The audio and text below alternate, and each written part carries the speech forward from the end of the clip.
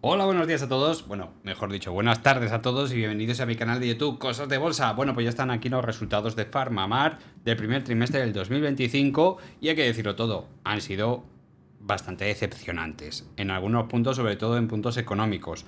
Pero al final, oye, bueno, pues al final es lo que es, ¿no? Tenemos que esperar a ver muchos ingresos por parte de China, por parte de Japón, por parte de Estados Unidos, eh, por parte de Europa, por supuesto, y todavía estamos un poco lejos, hay que seguir esperando, ¿vale? Son unos resultados económicamente decepcionantes, pero tiene algún puntito muy interesante que hay que comentar. Hay que comentarlo, porque me parece bastante sorprendente. Así que vamos a empezar ya con el vídeo.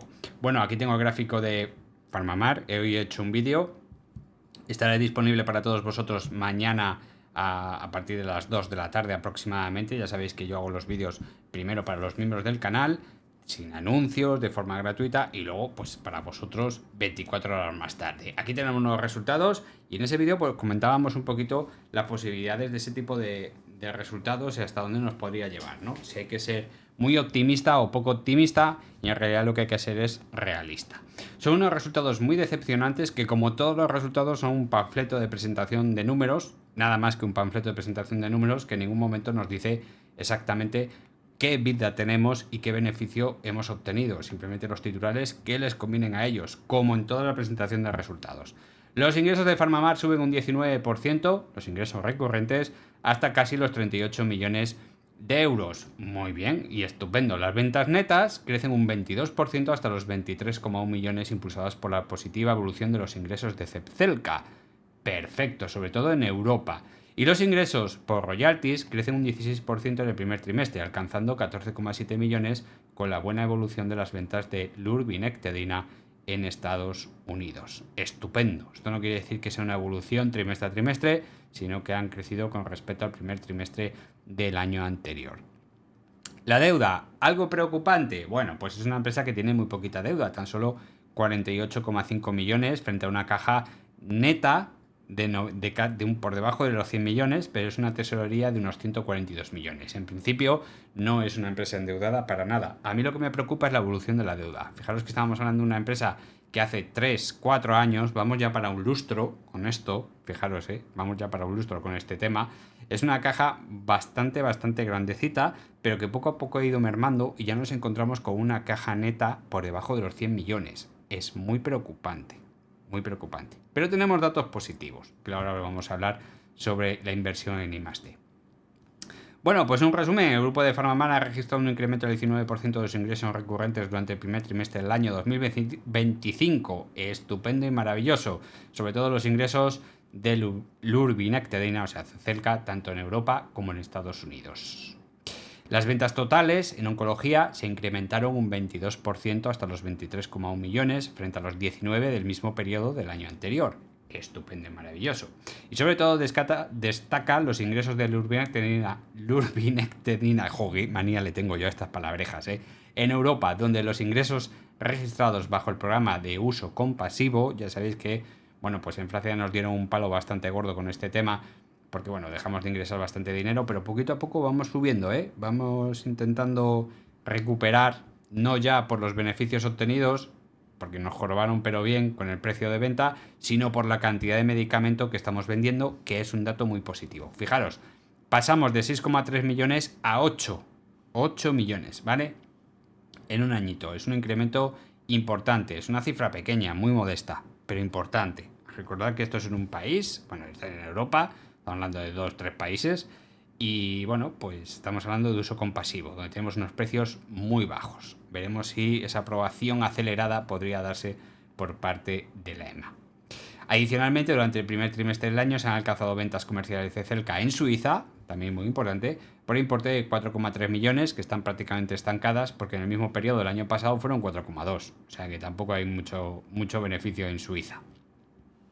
Bueno, habla un poquito de John Delis, donde también, bueno, pues ha registrado, alcanza los 5,7 millones de euros de ingresos, que está muy bien, perfecto, pero son unas cantidades muy pequeñitas. Pero al final, pequeñas cantidades van sumiendo y vamos teniendo unos resultados que a priori no son buenos, pero bueno, abre la puerta, abre la puerta. Tiki, tiki, tiki, tiki. Bueno, pues los resultados de oncología de 14,7 millones que comentábamos antes. los royalties de recibidos de Jazz por parte de, bueno, por parte de nuestros socios Jazz de 31 de marzo de 2025.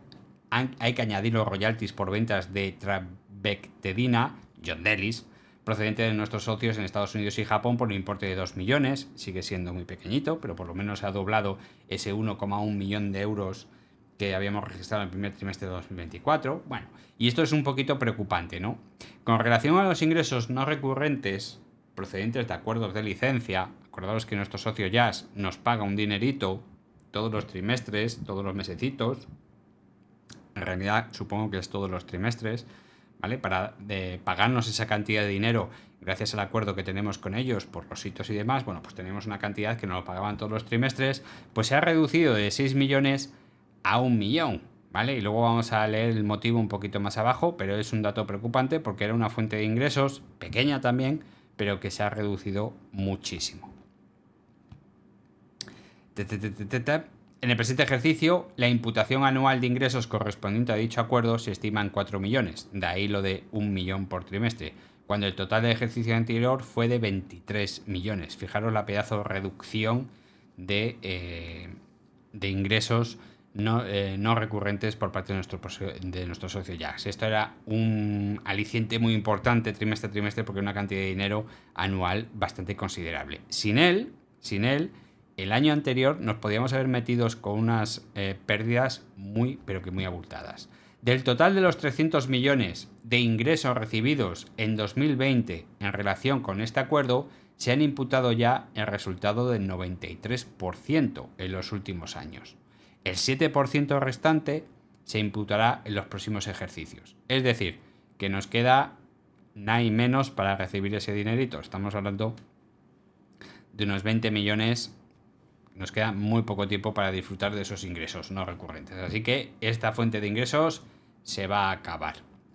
Con todo ello, el Grupo Farmamar ha registrado un incremento del 2% de los ingresos totales en el primer trimestre del 2025 hasta los 38,9. No es una noticia maravillosa, yo me esperaba un poquito más, pero al final se han quedado en 39 millones en total con un incremento del 2% que es muy muy poquito. Aquí el dato interesante, a priori económicamente es muy positivo, pero bueno, al final estamos hablando de inversión en I+D. Es muy importante para cualquier empresa la inversión en I+D. Por fin se nota la reducción un poquito de esa cantidad, donde se ha situado en 21,3 millones, en lo que supone un descenso del 22% respecto al primer trimestre del 2024, ¿vale? Era una cifra gigantesca. Fijaros que en el total de inversión en I+D en el periodo del segmento de oncología fue de 19,8 millones frente a los 24,6 del año anterior. Y esto se debe a que la finalización de reclutamiento en diciembre de 2024 del ensayo clínico de fase 3 Lagoon con lurbinectedina con cáncer de pulmón de células pequeñas, ¿vale? Lo que hablábamos en muchos vídeos anteriores donde, oye, tendrían que moderar muchísimo el I+D. Ya sé que no se puede moderar, los ensayos son los ensayos, hay que pagarlos, son muy costosos. También hablo en el vídeo de hoy, que lo podréis disfrutar mañana, de lo que le está pasando a Horizon Genomics, con sus ensayos, con el ensayo que tiene de la molécula, la ampliación de capital. Bueno, pues todas estas cosillas están muy relacionadas, ¿vale? El I+D es totalmente necesario, pero no puede ser un lastre para las cuentas, ¿vale? La han calculado relativamente mal todos los costes que le iban a suponer todos estos ensayos. Al final le están saliendo muy bien, menos mal, pero han sido un lastre muy potente. Fijaros que estamos hablando de gastarse 21,3 millones de euros en I+D frente a los ingresos totales de 39 millones, ¿vale? Estamos hablando de más del 55% de los ingresos totales, no del beneficio, de los ingresos totales el 55% son gastos en I+D. Bueno, pues luego nos hablan del segmento de RNA y, bueno, pues pocas cosillas más.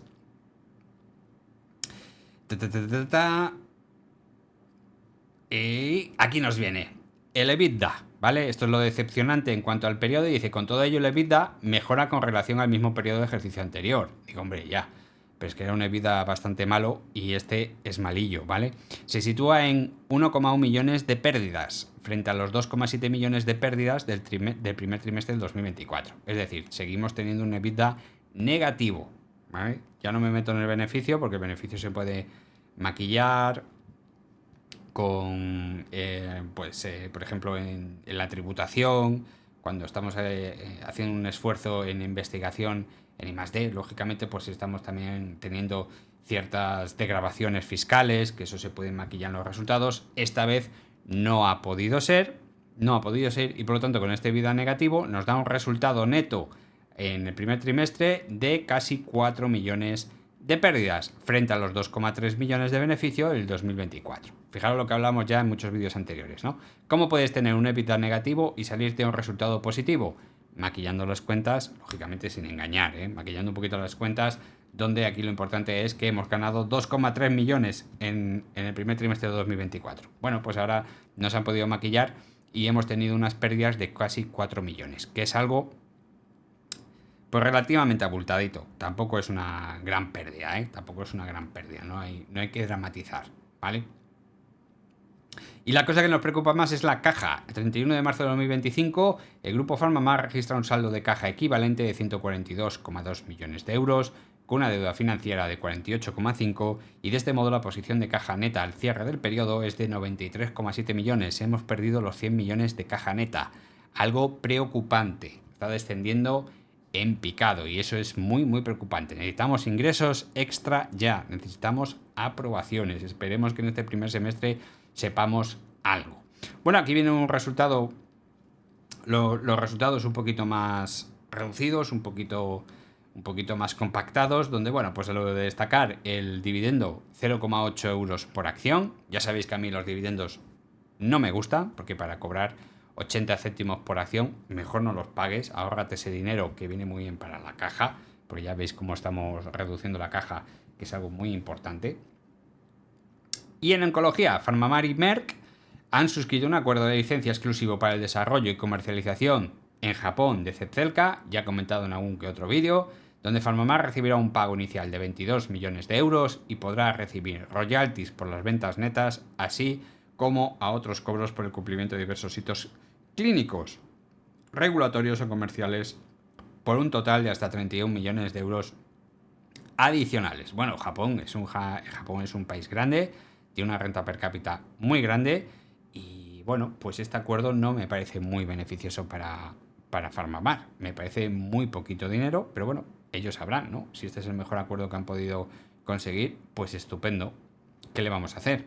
Aquí tenemos los resultados en ingresos recurrentes, fijaros el descenso del 84% de esos ingresos no recurrentes, nos va a hacer una pupita. Y de aquí pues poquito más, ¿no? Se vuelve a repetir exactamente lo mismo, las ventas, los ingresos, los royalties que crecen un 16%, es una muy buena noticia ese incremento del 16%, y la venta de materia prima, que ya lo veremos un poquito más adelante.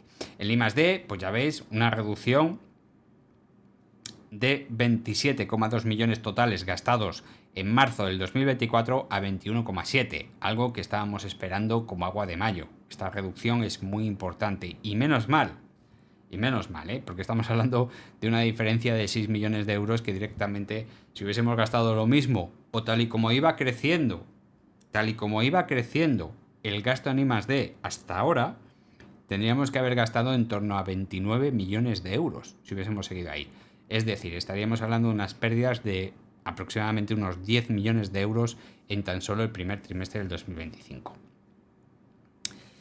Poquito más que destacar.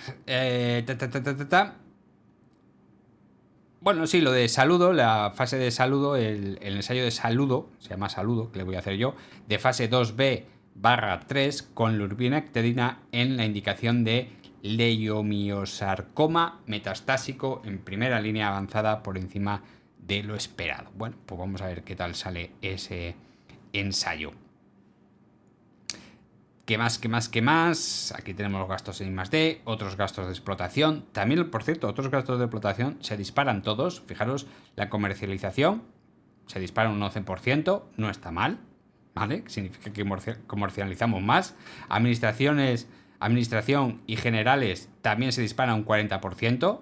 Bien, perfecto, eso significa que estamos trabajando más. Y otros gastos de explotación que se disparan un 25% y me parece muy bien, ¿vale? Son gastos necesarios, pues ¿qué le vamos a hacer?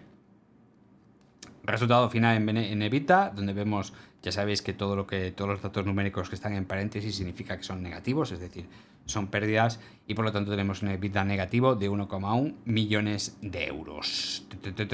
La tesorería, donde vemos una evolución negativa. Fijaros que cerrábamos el año 2024 con una posición neta de caja de 109 millones, con un efectivo y equivalente más activos financieros corrientes y no corrientes de 157 millones, ¿vale?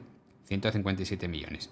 Estos 157 millones se han transformado en 142, es decir, han salido de la caja 15 millones de euros. Cuidadito, 15 millones. Y de la caja neta ha pasado de 109 a 93, lo que es efectivamente pues una pérdida de 15,4 millones de euros en la caja neta. Preocupante, un poquito preocupante, ¿vale? Hay que tener muchísimo cuidado. Bueno, pues aquí tenemos Zepzelca, los segmentos de oncología, donde, bueno, pues ya lo que sabemos, el estudio Lagún ya ha terminado el reclutamiento, sabremos algún dato para ASCO, donde, bueno, pues tendremos alguna conferencia importante. Yo si me veo esa conferencia, pues sacaré los mismos datos que vosotros. Estoy muy pez en esos datos y por lo tanto poco os podría ayudar. Una persona que os podría ayudar mucho, por ejemplo, sería ECS1, esta mujer que está en el foro de PC Bolsa, que sabe infinitamente más que yo, que es infinitamente más inteligente que yo y que seguramente yo le he pedido así a través de algún vídeo el poder colaborar con ella haciendo un vídeo, no porque yo tenga ánimo de lucrarme con él, yo haría el vídeo con ella. Tendría el vídeo totalmente gratuito para vosotros, sin ningún tipo de publicidad. Simplemente ella tampoco tendría que participar, no lo obligo por supuesto a nada. Pero sí me podría hacer un resumen de todo aquello que sería muy importante, muy importante que vosotros lo supierais, y yo también, y poder leeroslo,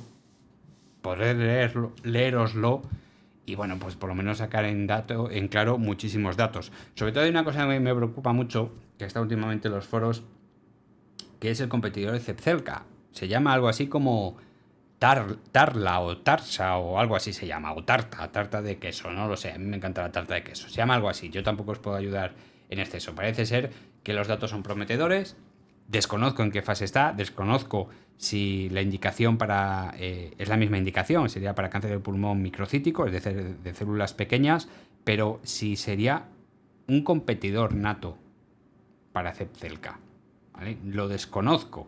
No sé si las indicaciones serían para el mismo tipo de pacientes, para que han sido tratados con platino y han sido rechazados, si es solo para un tipo de, pues de pacientes en línea 1, en línea 2, en línea 3. Bueno, lo desconozco completamente. Una persona que nos podría ayudar, repito, sería el CS1. Pero yo todo eso se me escapa y no tengo tiempo ni siquiera para leerme mucha información que presenta esta señora en los foros. Ojalá pudiese haceros un vídeo con unas indicaciones de esta persona, porque sería maravilloso. ¿Os imagináis una persona, una combinación entre la inteligencia y el conocimiento de CS1 y mi capacidad para comunicaros cosas? Seríamos un semidios, prácticamente. A ver quién nos iba a callar. Sería perfecto, pero no depende de mí. Leiomiosarcoma. Continúa el reclutamiento del estudio de fase 2B y 3, como hemos dicho antes, que es saludo, de lurbinectedina en combinación con doxorubicina contra la doxorubicina en pacientes con leiomiosarcoma metastásico. Si es que me lo ponen muy difícil. Este estudio se está llevando a cabo en 78 centros activos en Europa y Estados Unidos. El ensayo tiene como objetivo primario evaluar la supervivencia libre de progresión y como objetivo secundario la supervivencia global. Veremos cómo resulta ese estudio. Sería muy interesante.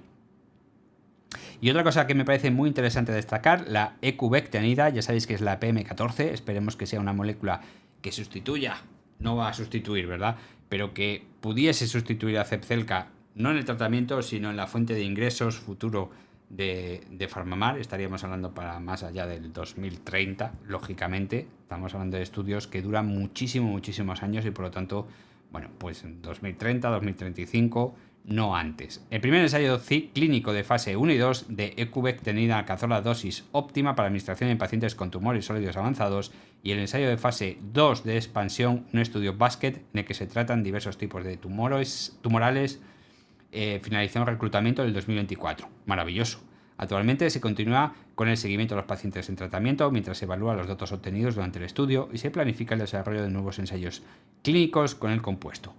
Está previsto que en el segundo semestre del 2025 comience el reclutamiento de un estudio mundial de fase 1b2 que evaluará PM14 en el cáncer neuroendocrino de próstata de células pequeñas. Es decir, estamos evaluando esta molécula no solo ya para tumores sólidos avanzados, sino también para algo muy peculiar como puede ser el cáncer de próstata neuroendocrino de células pequeñas. Me parece algo, pues yo lo desconocía, me parece muy, pero que muy interesante, ¿vale? Pero repito, estamos hablando de una molécula que podría sustituir a Zepzelca en cuanto a fuente de ingresos para un futuro muy, pero que muy lejano, ¿vale? No nos hagamos ahora ideas raras de que ya en el 2027 podríamos... No, olvidaos, estamos hablando de estamos en una molécula que está en fase 1 y 2, termina reclutamiento, para luego pasar a una fase 2, para luego pasar a una fase 3,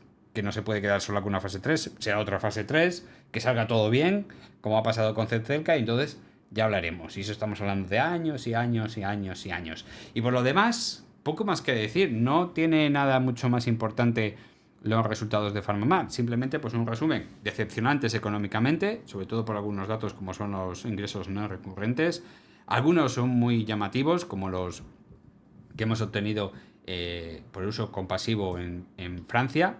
Suiza pues está estancado, los royalties incrementan un 16%, ingresos totales tan solo un 2%, que eso es lo importante, tan solo un 2%, se dispara un poquito el gasto, baja la investigación, el gasto en I+D, que por un lado es bueno y por el otro es malo, sobre todo económicamente es muy bueno, pero para algunas cosillas es malo. Pero bueno, si es porque hemos finalizado estudios de fase 3, que son los más caros, pues lógicamente es bueno. Sobre todo si esos estudios de fase 3 nos dan datos muy positivos, que crucemos los dedos, tienen que ser muy positivos. Ya queda poquito para ASCO, vamos a ver qué nos informa nuestra compañera ECS1, que sabrá interpretar muchísimo mejor que yo los datos que podamos sacar de ahí, así que estaré muy atento al foro de PC Bolsa, porque lógicamente llevo como, yo que sé, 4 o 5 semanas sin poder pasarme a leerlo, o sea, imaginaros lo que tengo ahí acumulado, así que pues toca esperar un poquito. ¿Qué le vamos a hacer? Lo más importante de todo, no estaba previsto unos ingresos tan bajitos, por así decirlo, no estaba previsto un EBITDA negativo, ni mucho menos, y no estaba previsto pues unas pérdidas, lógicamente. Yo pensaba que lo iban a maquillar un poquito más. En ese sentido ha sido decepcionante, pero todo lo demás es positivo. Todo lo demás es positivo y queda cada vez menos y menos y menos. Así que a esperar tocan, ¿vale? A esperar tocan. ¿Qué podría pasar con el gráfico mañana? Bueno, pues ya conocéis cómo es el periodismo, ¿no? Siempre nos están manipulando un poquito con ese uso de los sentimientos, que por cierto, da la casualidad que hoy también he hablado un poquito de los sentimientos en PharmaMar, donde no nos podemos dejar llevar por la euforia, no nos podemos dejar llevar por el pánico, tenemos que ser realistas, porque si uno vive de ilusiones, pues al final es un iluso. De ahí viene la palabra iluso. Tenemos que ser realistas. Sabemos perfectamente que Zepzelca está dando unos buenos resultados, esperamos unos buenos resultados y ojalá se cumplan, ¿vale? Tenemos ahí, en teoría, todo a nuestro favor y eso nos llevaría a un impulso muy positivo. Mañana, pues nos levantaremos con noticias muy catastróficas sobre los resultados de PharmaMar, donde hemos pasado de ganar 2,3 millones el año pasado, con resultados maquillados por impuestos, a perder, pues eso, ¿cuánto hemos perdido? Casi 4 millones de euros. Bueno, pues serían unos resultados extremadamente decepcionantes y entonces podríamos abrir con unas pérdidas abultadas a primera hora, exactamente igual que le ha pasado hoy a Horizon Genomics, para luego recuperar. Puntos a favor. Todos sabemos lo que nos espera en un futuro más o menos cercano, con lo cual los precios de hoy son de risa y los precios que se podrían alcanzar mañana también. Y se suele cumplir una cosa muy, muy habitualmente. Cuando tenemos una previsión de resultados como lo que teníamos aquí y la acción no dejaba de subir, pues oye, es muy llamativo que en muchas ocasiones suelen ser resultados decepcionantes. Y al revés también se cumple. Cuando tenemos unas caídas muy pronunciadas antes de resultados y luego los resultados no son tan malos, tenemos una respuesta muy positiva. Da igual lo que pase mañana, pero si podéis comprar por debajo de la media de 200 sesiones, es una buena compra, ¿vale? Y estoy hablando de comprar de 70 euros para abajo. Es una muy buena compra, ¿eh? Buena compra con lo que tenemos encima de la mesa. Si mañana resulta que presenta en Asco unos resultados extremadamente decepcionantes, entonces yo abro la ventana y me tiro por ella. ¿Qué le voy a hacer? ¿Qué le voy a hacer? Me tiro por la ventana. No puedo hacer otra cosa. Vivo en un primero, por cierto, no me haría mucho daño. A lo mejor me rompo un tobillo. Pero aquí lo importante es saber dónde están los precios óptimos de compra, ¿vale? Y siempre están muy por debajo de la media de 200 sesiones, independientemente del tiempo que llevemos en la acción. Siempre muy por debajo de la media de 200 sesiones. Si mañana abre a la baja, y estamos hablando de 65 euros, por ejemplo, 70 euros, 65 euros, yo, por ejemplo, ampliaría posiciones, si os vale de consuelo, para que veáis la confianza que tengo en lo que nos podría esperar. También quiero que mañana veáis y escuchéis con detenimiento las opiniones que doy sobre los precios futuros de PharmaMar, para que veáis que no es ninguna locura, ni estoy hablando de precios de 1.000 euros por acción, 800 euros por acción, 750, ni muchísimo menos. Estamos hablando de precios mucho más bajos, porque esto se abre como un abanico. En el futuro, cuanto más nos alejamos en el futuro, más se abre ese abanico y más variables entran en juego. Y una que me preocupa mucho, por ejemplo, la posición de caja neta, me preocupa mucho que se pueda tardar 2-3 trimestres en aprobaciones en Estados Unidos y en Europa. Me preocupa mucho. Y también me preocupa mucho el nuevo medicamento, ese Tarla o Tarsa o como se llame, que nos podría quitar o no una cuota de mercado. Como yo desconozco y soy muy ignorante sobre estos temas, tampoco sé cuándo podría hacer, en qué fase está, si es una fase 2B, si es una fase 3, si lleva 2 estudios de fase 3, si nos quitaría un buen cacho o bocado del mercado, si nos podría sustituir. Pero bueno, en el vídeo de mañana podréis opinar, por ejemplo, lo que le ha pasado a Novo Nordisk y Lilly, ¿no? Con su medicamento, donde Novo Nordisk, bueno, pues es un medicamento inyectable, el de Lilly es en pastillas. Bueno, pues no hay mucho más que hacer en ese tema, pero al final el daño económico tiene que verse reflejado en las cuentas. Hasta que eso no se vea, es bastante difícil saber en qué precio nos podemos mover. Bueno, pues hasta aquí el vídeo de hoy, espero que os haya gustado. Para recibir un saludo y nos vemos en el vídeo de mañana. ¡Chao!